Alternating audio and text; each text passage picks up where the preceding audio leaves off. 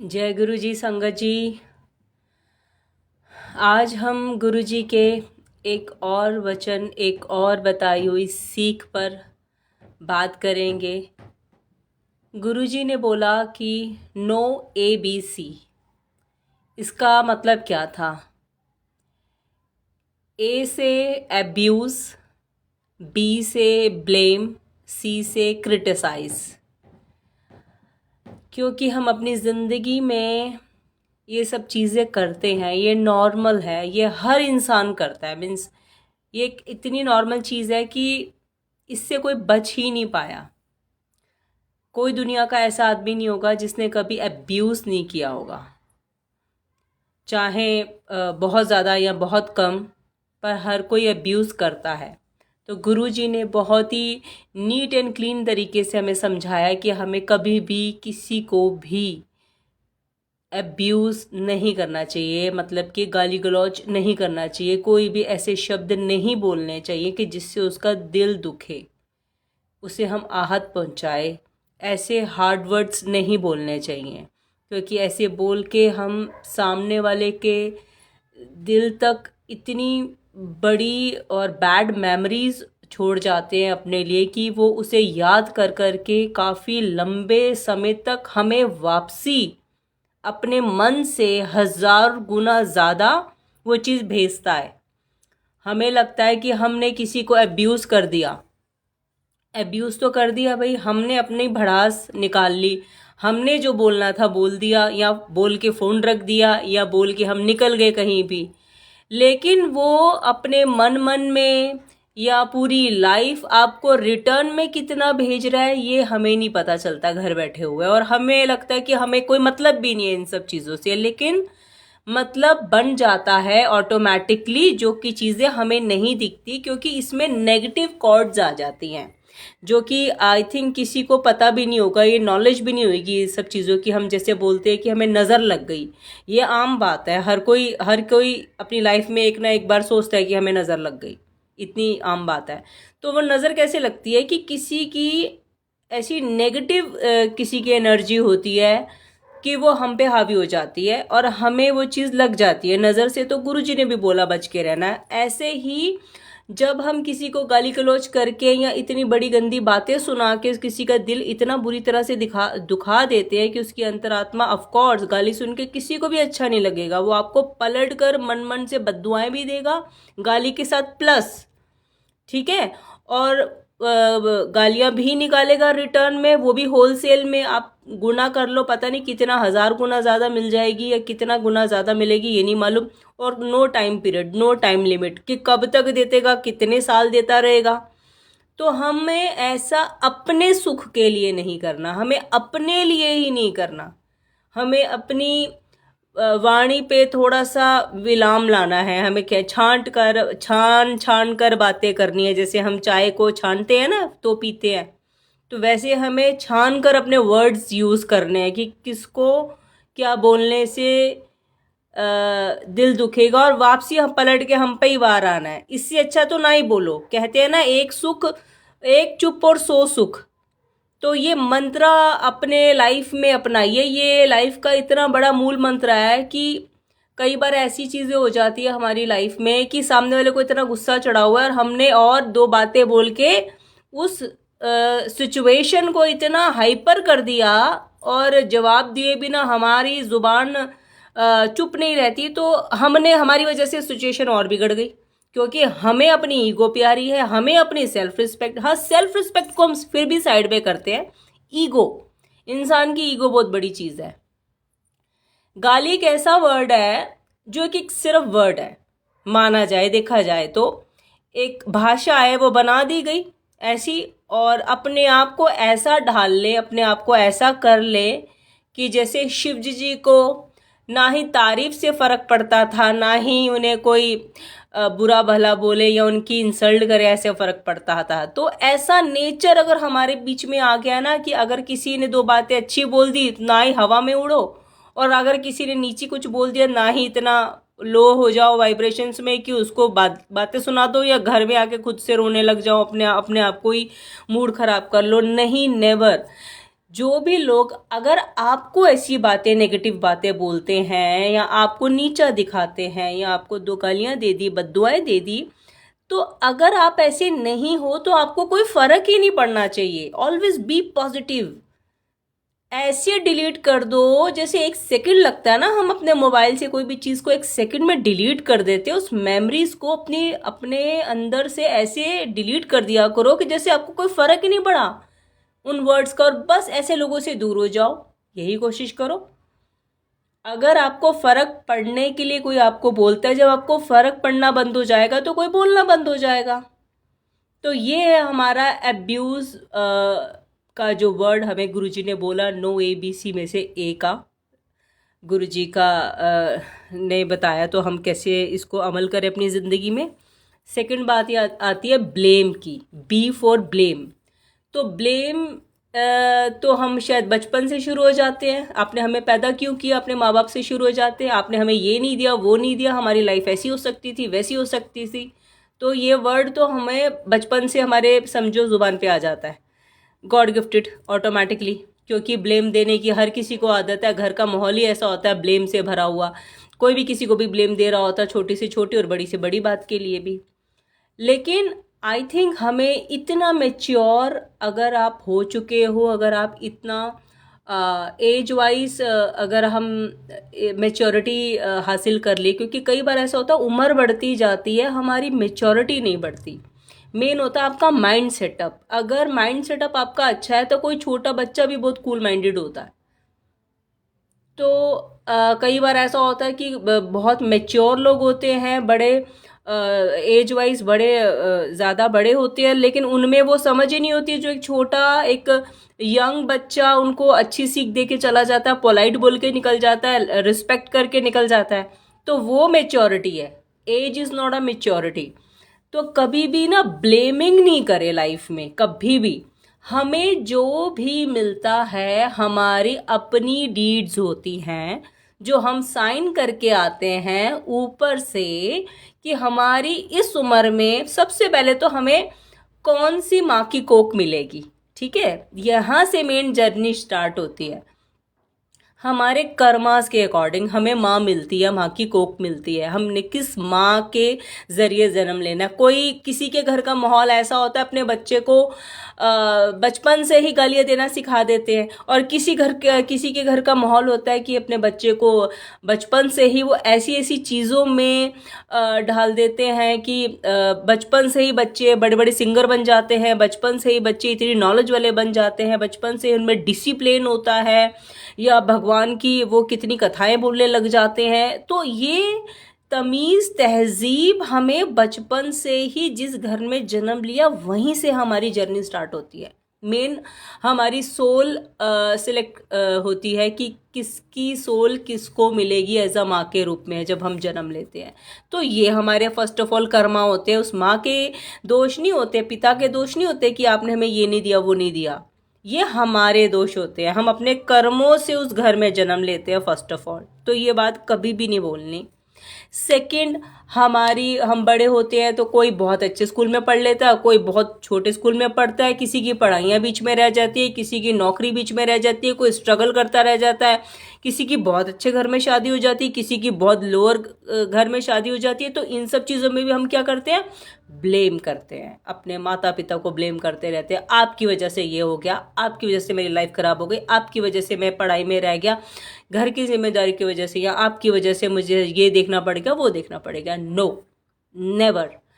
अगर आप में वो समझ, वो मैच्योरिटी आपके माइंड सेटअप में आ जाती है, तो आप अपनी लाइफ को खुद बैलेंस करना सीख जाते हैं। सपोज़ कि किसी ने बहुत मुश्किल से 15-16 की एज में आ गया कोई इंसान, ठीक है, इतना तो हमें एटलीस्ट लेवल चाहिए। तो अगर उसको चल रहा है, पता है कि हाँ भाई हमारे घर के सरकमस्टांस सही नहीं है, बट मेरे गोल्स हैं, मेरे कुछ ड्रीम्स है जो मुझे अचीव करने हैं, तो अगर वो पॉजिटिव माइंड है, अगर वो ब्लेमिंग से हटकर, उंगली सामने दिखाने से हटकर खुद पे जिम्मेदारी लेता है कि मैं अपने आप को ग्रूम करूँगा, मैं खुद को आगे बढ़ाऊँगा, चाहे मुझे उसके लिए कितनी मेहनत करनी पड़ जाए या कितना आगे बढ़ना पड़ जाए, तो क्या होगा, वो इंसान खुद आगे बढ़ेगा बिना ब्लेमिंग के। फिर ऊपर वाला भी साथ देता है। अगर आपकी सोच अच्छी है, अपने आप में पॉजिटिविटी इतनी भर लो, इतनी भर लो, इतनी भर लो, इतनी भर लो कि लगे कि आप ही अपने करता धरता हैं, आप ही सब कुछ अचीव कर सकते हैं। और अचीव करके दिखाते हैं। गरीब से गरीब घर के बच्चे भी वो लेवल पार कर लेते हैं जो अमीर अमीर बच्चे नहीं कर पाते। पैसे से आप आगे नहीं बढ़ते। तो ब्लेमिंग छोड़िए, अपने फैमिली को देना, अपने मदर फादर को देना या भगवान को देना। अपनी गोल्स अपने आप अचीव करिए, अपने टारगेट्स लाइफ के खुद बनाइए, अपने आप को आगे खुद बढ़ाइए। अपने आप जो ड्रीम्स आप देख रहे हैं, एक पहले तो देखिए, देखने भी बहुत ज़रूरी है। ड्रीम्स देखिए, फिर उस पर खरे उतरिए, फिर उसको अचीव करिए। और अपना कर्मा क्लेंस करते जाइए। कर्मा आपका हर 6 महीने में बदलता है।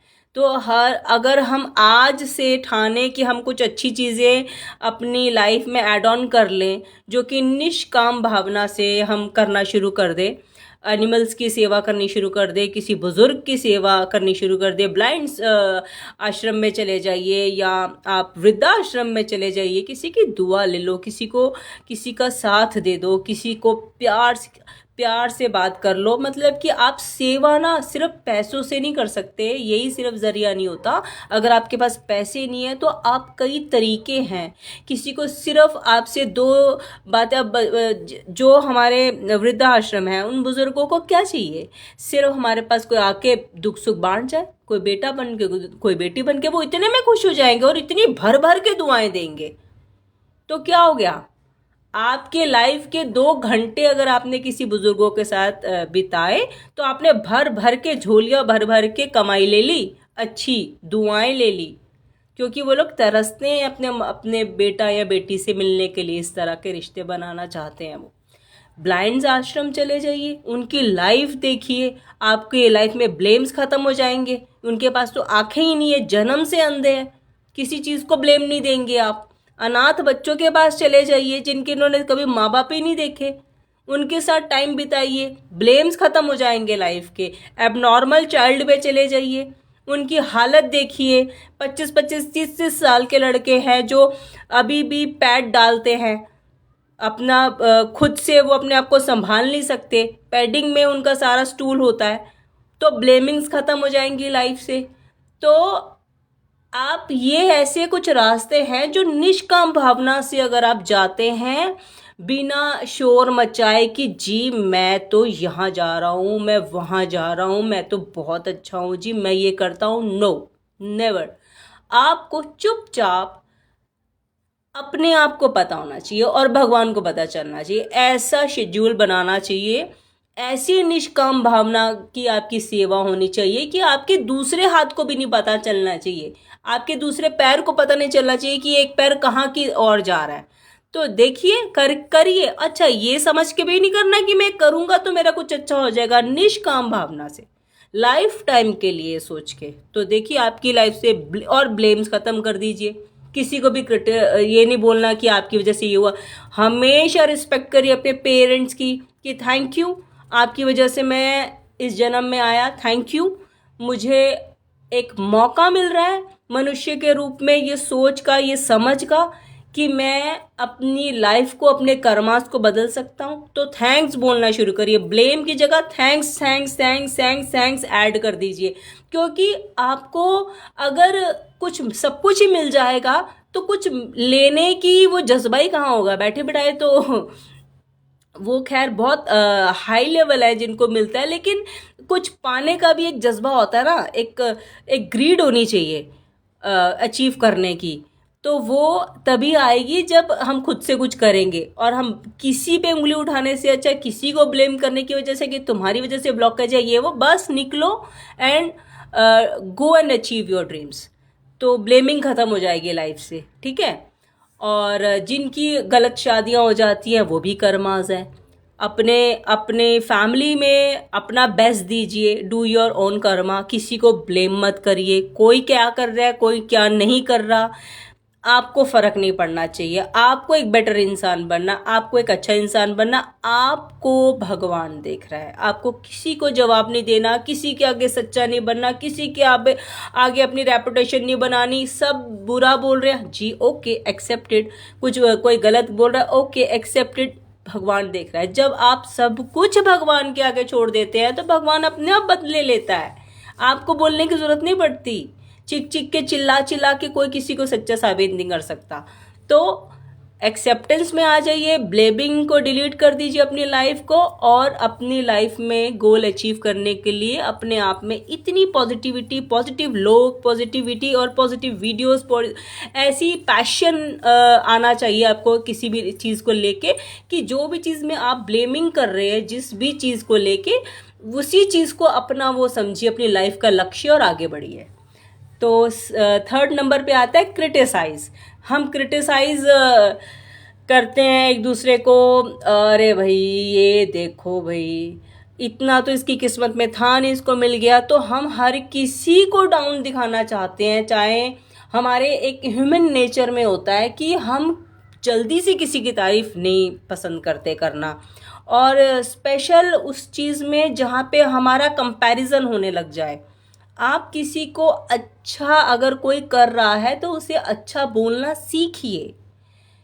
और सेकेंडली ये आता है कि बहन भाइयों में ही बड़ा सा वो होने लग जाता कंपटीशन, और माँ बाप अगर एक बच्चे को ज़्यादा प्यार करे तो दूसरा को लगता है कि भैया हमें प्यार नहीं मिलना, तो उसे वो क्रिटिसाइज, वो आपस में बहन भाइयों की आपस में वो खराब हो जाता है, एक रिश्ता खराब होने लग जाता है, तो एक दूसरे को क्रिटिसाइज करने लग जाते हैं। ये नहीं करना। अपना आपका जो भी कॉम्पिटिटर हो, जो भी आपको लगता है कि आपसे ऊपर या आपके लेवल का है, तो कोशिश करिए म्यूट बटन अपने मुंह का बंद करके सीखिए। हर किसी से सीख लीजिए, हर किसी से उसकी लाइफ के कितने एक्सपीरियंसेस है वो निकाल लीजिए, जो म्यूट होके आप निकाल सकते हैं। चाहे आपसे कोई कम उम्र का है, उससे सीख लीजिए, बजाय क्रिटिसाइज करने के लिए कि अरे भाई तू तो छोटा सा है, तू मुझे क्या सिखाएगा। गुण और विद्या किसी के पास भी हो सकती है, उम्र पे नहीं जाना चाहिए लाइफ में कभी भी। जिससे जहाँ जो सीखने को मिलता है बस सीखते जाइए और आगे बढ़ते जाइए, और मुंह पे ताला लगा दीजिए। पता नहीं कब कौन सी किससे कुछ सीखा हुआ, किसकी कौन सी बात आपकी लाइफ में कब कहाँ काम आ जाए। तो कभी भी किसी से भी कम नहीं समझिए, किसी को अच्छा बोलिए, रिस्पेक्ट दीजिए, नीचा नहीं दिखाइए, और पलट के आपको आज नहीं तो कल, कल नहीं तो परसों वही रिस्पेक्ट, वही प्यार आपको वापसी मिलना शुरू हो जाएगा। जब तक हम प्यार देंगे नहीं तो हमें प्यार मिलेगा कैसे? जब तक हम आप करके बोलेंगे नहीं तो हमें सामने से आप करके बुलाएगा कौन? इसलिए कुछ चीज़ों को अपनी लाइफ में ना चेंज करिए, और कुछ चीज़ों को डिलीट करिए, और फिर देखिए लाइफ कितनी ब्यूटीफुल होती जाती है।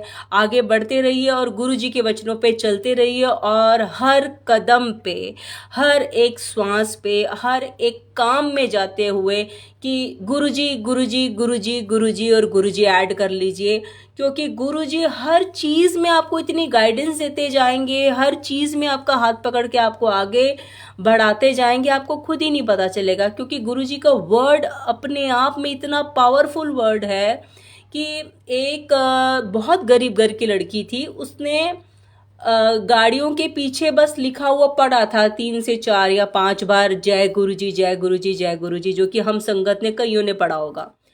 इतना पढ़ने से ही उसके घर में ऐसे रिश्ता आ गया था करोड़पतियों का कि उसका बहुत बड़े घर में शादी हो गई थी। तो गुरुजी का नाम कितना बड़ा है। अगर हम इसको लाइफ में अपना सो रहे तो गुरुजी, ये गुड मॉर्निंग गुड नाइट करना छोड़ दीजिए, इसमें क्या गुरुजी को ऐड कर दीजिए। गुरुजी मैं काम पे जा रहा हूँ, गुरुजी मैं उठ गया, गुरुजी चाय पी लो, गुरुजी मैं ऑफिस में हूँ, गुरुजी मेरा ये कंप्यूटर में ये काम कराओ, या गुरुजी मैं घर पे है, बच्चों को आपने देखना है। मीन्स इतना गुरुजी गुरुजी गुरुजी गुरुजी ऐड ऑन कर दो, फिर हर जिम्मेदारी गुरुजी की, और आपकी लाइफ बहुत ईजी। और जहाँ आपको कोई कहीं भी ABC में फंस जाओ तो वहाँ गुरुजी को आगे कर दो, गुरुजी को बोलो आप गाइडेंस दो, आपके वर्ड्स हैं, आप बताओ और गुरुजी बात करते हैं, आपके अंदर से रिप्लाई देंगे टेलीपैथिकली, आपको ड्रीम दर्शन देंगे, आपको विजन देंगे, या आपके आगे कोई ऐसी वीडियो पॉपअप हो जाएगी। तो ये सब चीज़ें अपनी लाइफ में अपनाइए और देखिए, फिर लाइफ में बहुत अच्छे चेंजेस आएंगे। और जैसे कि हमारी लाइफ में भी आए, हमने भी बहुत कुछ सीखा और बहुत कुछ बदला है। जय गुरु जी, शुक्राना गुरु जी। कल फिर से मिलते हैं 7 बजे लाइव। मैं आपकी मीरा। थैंक यू मेरे साथ जुड़ने के लिए। जय गुरु जी, शुक्राना गुरु जी।